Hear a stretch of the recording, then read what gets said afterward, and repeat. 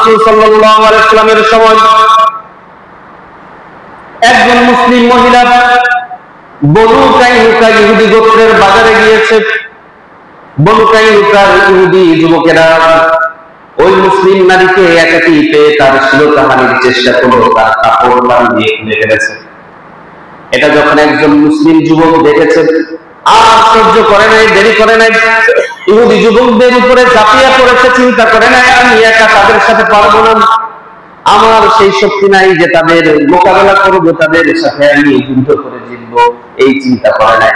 যতক্ষণ শরীরে রক্ত রয়েছে, এক বিন্দু এক ফোঁটা রক্ত থাকতে কোন মুসলিম মহিলা, কোন মুসলিম বলে ইজ্জতের এই চিন্তা করে সে ঝাঁপিয়ে পড়েছে। ইহুদি যুবকেরা সেই মুসলিম যুবককে হত্যা করে ফেললো। আল্লাহ রাসূল সাল্লাল্লাহু আলাইহি ওয়াসাল্লামের কানে যখন এই খবর গেল, আল্লাহ রাসূল সাল্লাল্লাহু আলাইহি ওয়াসাল্লাম সাহাবায়ে আজমাইনকে নিয়ে ওই বনু কাইনুকাকে অবরুদ্ধ করলো। একটানা 15 দিন পর্যন্ত অবরুদ্ধতা চললো, অবরোধ চললো। 15 দিন পরে বনু কাইনুকা ইহুদিরা এসে আল্লাহ রাসূল সাল্লাল্লাহু আলাইহি ওয়াসাল্লামের কাছে এসে যখন আত্মসমর্পণ করলো, আল্লাহ রাসূল সাল্লাল্লাহু আলাইহি ওয়াসাল্লাম বলেন, এই মদিনায় থাকার যেই যোগ্যতা, সেই যোগ্যতা তোমরা হারিয়ে ফেলেছো। মদিনায় তোমরা থাকতে পারবে না, মদিনায় থাকতে পারবে না। তাদেরকে খায়বারে নির্বাসন দেওয়া হলো। ওই মদিনার ঘটি বাটি বাড়ি ঘর রেখে তাদেরকে খায়বারে চলে যেতে হবে। এই হলো মুসলমানদের ইতিহাস, এই হলো মুসলমানদের স্বর্গবীর্য।